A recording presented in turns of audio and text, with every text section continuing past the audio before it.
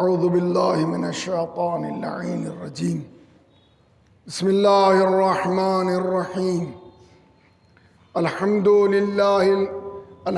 للہ رب العالمین وبہ نستعین وصلی اللہ علی سیدنا ونبینا وطبیب قلوبنا حبیب الہ العالمین بالقاسم محمد وآلہ الطیبین الطاہرین المعصومین ولعنۃ اللہ علی دائہم وغاصب حقوقہم ومنکر فضائلہم اجمعین من یومنا ھذا الی یوم الدین اما بعد فقد قال امامنا وسیدنا امام صادق علیہ الصلاۃ والسلام صلۃ الارحام تطیب النفس ویزید الرزق۔ امام نے فرمایا صلی اللہ علیہ وآلہ وسلم کہ صلۃ الارحام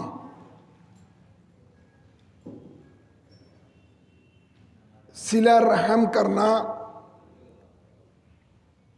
تطیب النفس نفس کو پاک کرتا ہے، وَيَزِيدُ فِي الرِّزْقِ اور رزق میں اضافہ ہوتا ہے۔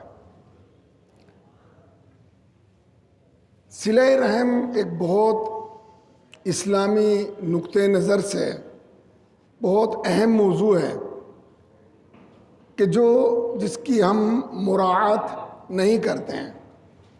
اس سلسلے میں بہت سی روایات اور احادیث موجود ہیں کہ جو پیغمبر اسلام صلی اللہ علیہ وسلم ائمہ اطہار علیہ السلام سے مروی ہیں، جن کا نقل کرنا بہت ضروری ہے۔ صلہ رحم انسان کے رزق میں اضافہ کرتا ہے۔ صلہ رحم انسان کی عمر میں اضافہ کرتا ہے۔ صلہ رحم انسان کو دینی اور دنیاوی مشکلات سے نجات دلاتا ہے۔ صلہ رحم کا مطلب یہ ہے کہ اپنے عزیز اقارب رشتہ داروں کے ساتھ میں نیکی کرنا۔ اگر انسان اپنے اعزاء اور رشتہ داروں کے ساتھ میں نیکی کرتا ہے تو خداوند عالم کو بہت اچھا لگتا ہے۔ پیغمبر اسلام صلی اللہ علیہ وسلم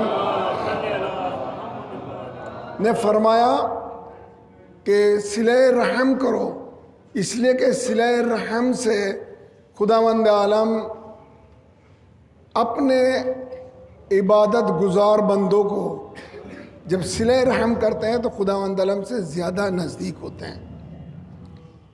صلہ رحم کا مطلب یہ ہے کہ جو میں نے عرض کیا کہ اپنے اعزاء و اقرباء اور رشتہ داروں کے ساتھ میں نیکی کریں، ان کی مشکلات کا حل تلاش کریں، ان کی مشکلات میں کام آئیں اور ان سے روگردانی نہ کریں۔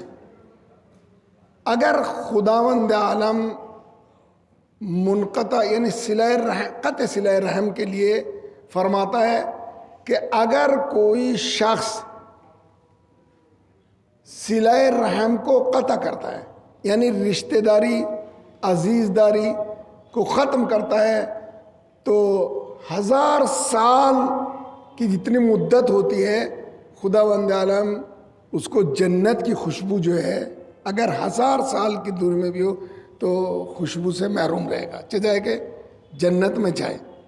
لہٰذا یہ ایک امر مہم ہے، بہت ضروری ہے، ہمیں اس چیز کی طرح متوجہ ہونا چاہیے اور اس کے اوپر عمل کرنا چاہیے۔ عموماً ہمارے یہاں جو کلچر میں، تہذیب اور تمدن میں اور معاشرے میں جو خامیاں پائی جا رہی ہیں وہ یہ ہے کہ ایک بھائی دوسرے بھائی کے ساتھ میں چجائے کہ صلہ رحم کرے، بلکہ اس کے حقوق کو پامال کرنے کے لیے تیار ہے۔ اس کے حقوق جو ہے ادا نہیں کرتا، اس کی میراث کو اس تک نہیں پہنچنے دیتا، بلکہ اس طریقے سے اس کے ساتھ میں پیش آتا ہے کہ اس کو مستحق بھی نہیں قرار دیتا ہے، اور کہتا ہے کہ نہیں صلہ رحم تو کوئی چیز ہی نہیں، سمجھتے ہی نہیں ہم۔ آپ نے دیکھا ہوگا بہت سے برادران میں جھگڑا ہوتا ہے، فساد ہوتا ہے۔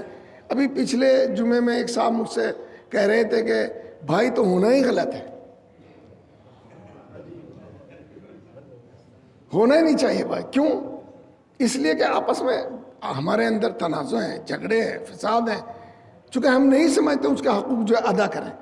جب ہم حقوق ادا نہیں کریں گے تو ظاہر ہے وہ ناراض نہیں ہوگا، تو اور کیا ہوگا بھائی؟ اگر آپ کسی کے حقوق کو نہ دیں، اور اگر کمزور ہو، خدا نہ خواستہ بھائی جو ہے اگر کمزور ہو تو اس کے بعد میں تو بدرجہ اولا اس کو جو قوی ہے اس کو مسلط ہونے میں آسانی ہو جائے گی۔ لہذا اذان گرامی، اس چیز کو خداوند عالم دوست نہیں رکھتا ہے۔ آپ ممکن ہے رنجیدگی ہونے۔ ابھی ایک روایت ہے کہ امام صادق علیہ السلام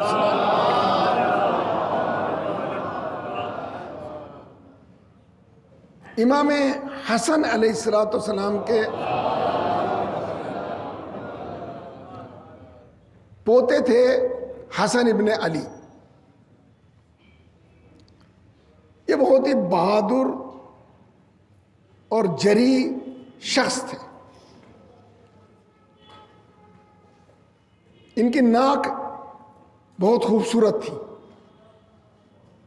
لوگ ان کو پکارتے تھے احسن العطف، یعنی بہترین ناک والا، یعنی نام ہی ان کا جو ہے بہترین ناک والا پڑ گیا۔ خداوند عالم نے اس چہرے کی جو بناوٹ قرار دی ہے، اگر اس میں ناک میں تھوڑا بہت فرق آ گیا تو نظام چہرہ جو ہے بگڑتا ہوا نظر آئے گا۔ بعض برادران جو ہے مثلا دیکھتے ہیں کہ آپ ان کے چہرے جو ہے، اگر کسی کی کھڑی ناک ہے، ناک جو ہے مرتب ہے، تو چہرے کی خوبصورتی اور جمال جو ہے اس کے اوپر منحصر ہے۔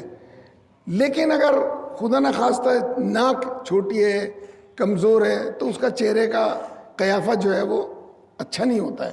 لہٰذا ان کو کہتے تھے کہ نہایت ہی خوبصورت والے ناک، یعنی مشہور یہ ہو گیا تھا کہ جو خوبصورت والا ناک والا ہے۔ تو ظاہر ہے یہ تو ہمارے یہاں مشہور بھی تو بڑے بڑے ناک والے ہیں، تو اس سے پڑھا لکھے معلوم ہے، آپ کو جانتے ہیں۔ لہٰذا اور یہ بہادر بھی تھے۔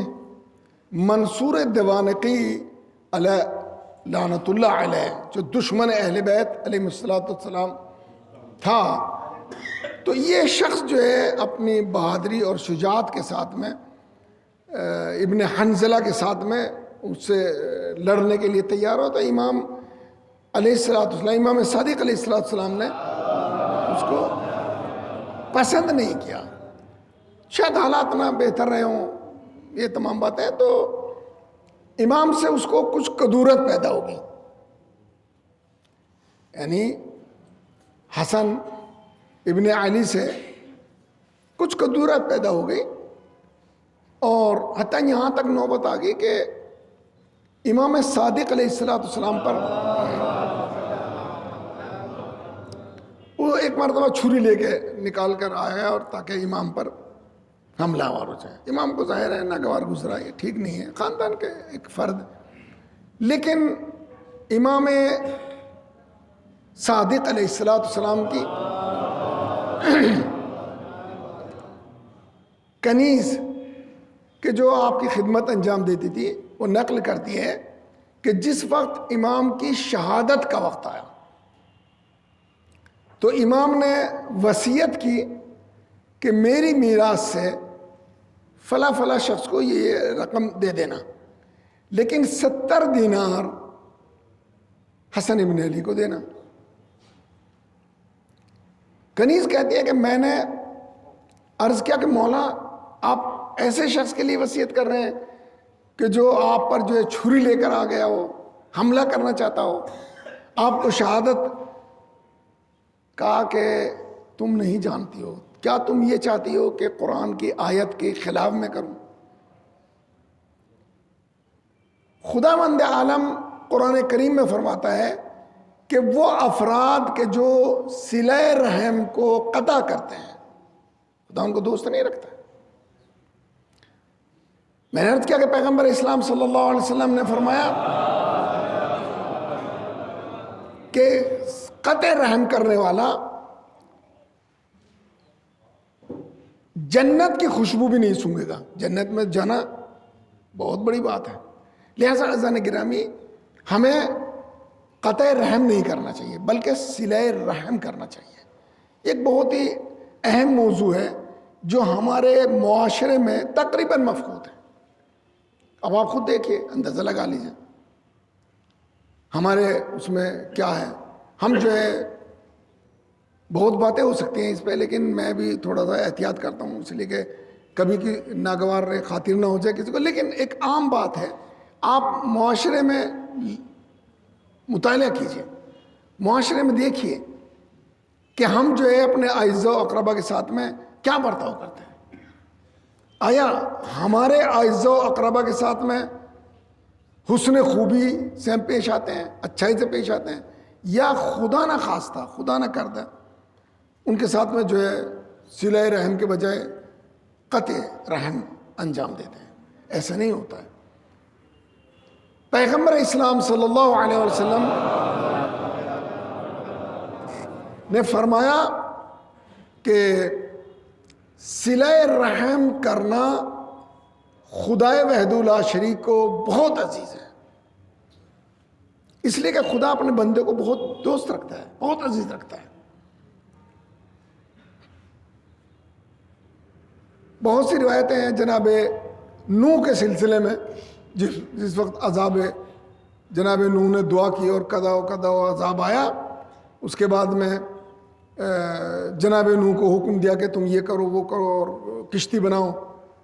جناب نوح نے انجام دیا وہ سب. اس کے بعد میں پھر کچھ ایسی بیکار لکڑیاں باقی تھی کہ جن کو انہوں نے بنایا تھا سنوارا تھا، ان کو ایک جگہ رکھا.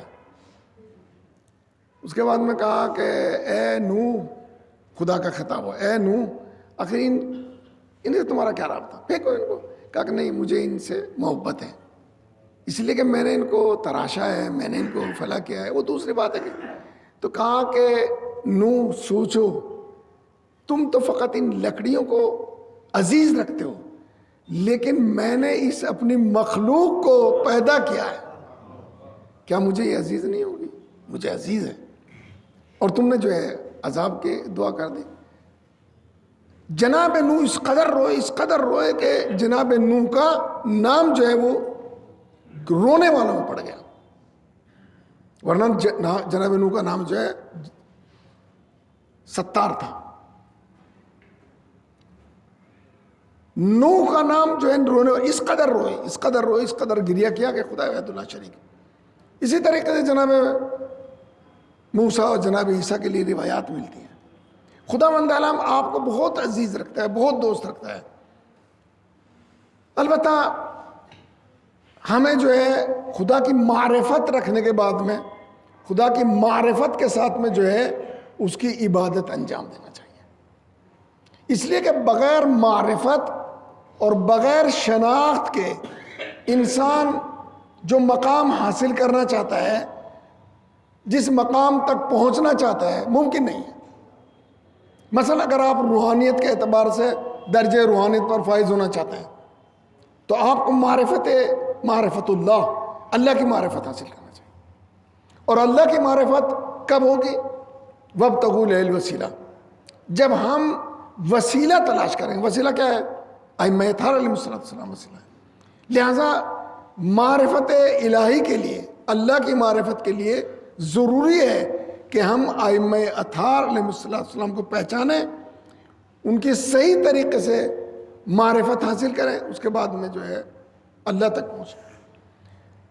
دعا کرتا ہوں کہ خداوند عالم ہمیں یہ سعادت نصیب فرمائے کہ ہم اللہ کی بات معرفت اور ائمہ اطہار علیہ السلام کی صحیح طریقے سے معرفت حاصل کر سکیں. اگر واقعاً انسان اللہ کی معرفت حاصل کر لیتا ہے تو ممکن نہیں ہے کہ وہ غلطی کرے، اصلا ممکن نہیں. جب معرفت حاصل نہیں کرے گا تو قطع رحم بھی کرے گا، صلہ رحم سے نزدیک نہیں ہوگا، دوسرے کا مال بھی کھائے گا، غصبی طریقے سے ناجائز قبضہ کرے گا، چونکہ خدا سے نہیں ڈرتا، خدا کو دوست نہیں رکھتا۔ لیکن اگر واقعاً خداوند عالم کو انسان دوست رکھتا ہے، خدا سے ڈرتا ہے، تو ممکن نہیں ہے کہ وہ دوسرے مال کی طرف آئے، پھر وہ قطع رحم کرے، صلہ رحم نہ کرے، حتماً صلہ رحم کرے گا۔ صلہ رحم کے سلسلے میں بہت سی روایت ہے، انشاءاللہ اگر خدا نے موفق کیا تو آئندہ جمعے میں میں آپ کی خدمت عرض کروں گا۔ فقط خدا وحدہ لا شریک سے ہمیں دعا کرنا چاہیے کہ ہمارے اعزاء و اقربا میں جو ہے محبت، دوستی پیدا کرے، اور ہمیں یہ توفیق عنایت فرمائے کہ اگر ہمارے اعزاء و اقربا کا، کچھ رشتہ داروں کا، کچھ عزیزوں کا ہماری طرف کچھ حصہ ہے تو اس کو بحسن خوبی ادا کر دیا جائے۔ امام صادق علیہ السلام کے پاس ایک شخص آیا، آنے کے بعد میں اس نے شکایت کی کہ فرزند رسول، میرے بھائی نے مجھے پریشان کر دیا، میرا چچرا بھائی ہے، مجھے پریشان کر دیا۔ کیا کیا؟ کہا کہ مجھے ایک کمرے میں بند کر دیا، اس قدر مضیق ہو گیا میری زندگی گزارنا کہ میں اپنے بھائی کے اس عمل سے، اپنے چچرے بھائی کے اس عمل سے عاجز آ چکا ہوں، تنگ آ چکا ہوں۔ آپ مجھے بتائیے کہ میں حاکم وقت کے پاس جاؤں، اس کی شکایت کروں؟ امام نے فرمایا کہ نہیں، صبر کرو۔ اس شخص نے صبر کیا امام کے فرمان کے مطابق۔ جب صبر کیا تو کچھ دنوں میں ایک وبائی مرض آ گیا۔ اللہ اکبر، وبائی مرض آ گیا۔ اس وبائی مرض کے ذریعے پورا گھر جو ہے وہ ختم ہو گیا۔ اس کے بعد میں پھر یہ شخص جو ہے امام صادق علیہ السلام کی خدمت میں گیا، یا امام محمد باقر علیہ السلام گیا، اور احوال پرسی کی، زیارت کی۔ امام نے معلوم فرمایا کہ اب تمہارے خانوادے کے حالات کیا ہیں، تمہارے بھائی کے حالات کیا ہیں؟ کا فرزند رسول، میں نے تو صبر کیا تھا، لیکن ایک وبائی مرض آیا جس سے میرے چچیرے بھائی کا تمام گھر جو ہے ختم ہو گیا۔ کہا تم اس پر راضی ہو یا ناراض ہو؟ کہا کیا؟ اے فرزند رسول، خدا شاہد ہے، گواہ ہے، جو میں نے، آپ نے مجھے حکم دیا تھا میں اس پر راضی رہا، لیکن اس کی موت پر جو ہے میں راضی نہیں ہوں۔ کہاں؟ دیکھو، کبھی تم اس پر راضی نہ ہونا کہ خدا نہ خواستہ وہ ضائع ہو گیا، وہ چلا گیا، ہلاکت ہو گئی، فلاح ہو گیا، یہ ہو گیا، عذاب، اس لیے کہ خدا اس کو دوست نہیں رکھتا ہے۔ اچھا ہے کہ تم نے اس میں خوشی نہیں منائی، اچھا ہے، لیکن یاد رکھو چونکہ اس نے تنگ کیا، اس نے تمہارے بھائی کا، تمہارا حق جو ہے غصب کر لیا، نتیجہ یہ کہ خداوند عالم نے اس کو اٹھا لیا۔ یہ ہمارے معاشرے میں روزانہ ہو رہا ہے، یہ میں نے حدیث سنائی آپ کو، بہت سے متعدد حدیثیں ہیں۔ لہٰذا کوشش کیجئے کہ اگر بھائی کا، رشتہ دار کا حق کسی بھی طریقے سے، اس سے کوئی انسان بڑھتا نہیں، بڑھتا ہے خدا کے دینے سے۔ کتنے لوگ ہیں ایسے ہیں کہ جو مسئلہ نہیں چاہتے ہیں کہ یہ آگے بڑھے، لیکن وہ بڑھ جاتا ہے۔ ہم بھی دیکھتے ہیں، آپ بھی دیکھتے ہیں، بہت ایسے لوگ ہیں کہ جو میں سمجھے کیسے ہو گیا مسئلہ۔ اور بہت سی روایتیں ہیں، وقت نہیں ہے، انشاءاللہ خداوند عالم سے دعا گو ہوں کہ خداوند عالم ہمیں یہ ہدایت فرمائے، ہمیں توفیق عنایت فرمائے کہ ہم صلہ الرحم جو ہے وہ کر سکیں۔ اگر صلہ الرحم کرنے کا ہمیں عادی ہو گئے تو پھر ایک دوسرے کے حقوق کو ضائع نہیں کریں گے، ایک دوسرے کے حقوق کو ختم نہیں کریں گے، ایک دوسرے کے حقوق کو ضبط نہیں کریں گے، ایک دوسرے کے حقوق کو غصب نہیں کریں گے۔ اور جہاں معاشرے میں یہ بات پیدا ہوگی، نتیجہ یہ ہوگا کہ فساد کے علاوہ اور کچھ نہیں ہے۔ لہٰذا ہمیں خدا سے توقع رکھنا چاہیے، ترقی دینے والا ہے، مال دینے والا ہے، اولاد دینے والا فقط قادر مطلق، دست خدا۔ انسان اگر یہ سوچتا ہے کہ میں نے یہ کام کر لیا، بڑی زرنگی، بڑی کوشش، بڑی نہ کچھ نہیں، فقط آپ نے ایک رابطہ پیدا کیا ہے، کوشش کی ہے، کامیابی و کامرانی تو دینا اس کے۔ کتنے لوگ ایسے ہیں ہمارے معاشرے میں کتنی کوشش کرتے ہیں، کتنی بھاگ دوڑ کرتے ہیں، آخر میں کہتے ہیں کہ نہیں میں جو ہوں اس مقصد میں کامیابی نہیں ہے۔ لہٰذا ہمیں فقط توکل رکھنا چاہیے خدا وحدہ لا شریک پہ۔ وہ قادر مطلق ہے، وہی انسان کو ترقی دے سکتا ہے، وہی انسان کو زندگی دے سکتا ہے، وہ انسان کو کامیابی عنایت فرما سکتا ہے، اور اس کی کامیابی جو ہے واقعاً قابل افتخار ہے، ہمارے لیے قابل سعادت ہے۔ ہم اس کی دی ہوئی کامیابی پر افتخار کر سکتے ہیں۔ خدا وحدہ لا شریک، تجھے تیرے حق کا واسطہ، تجھے مظلوم کربلا کا واسطہ، ہم قسم دیتے ہیں تجھے تیرے عز و جلال کی کہ ہمارے اندر یہ تمام توفیقات پیدا کر دے کہ ہم حقوق اللہ، حقوق العباد اور صلہ رحم کو طریقے سے جو ہے انجام دیں۔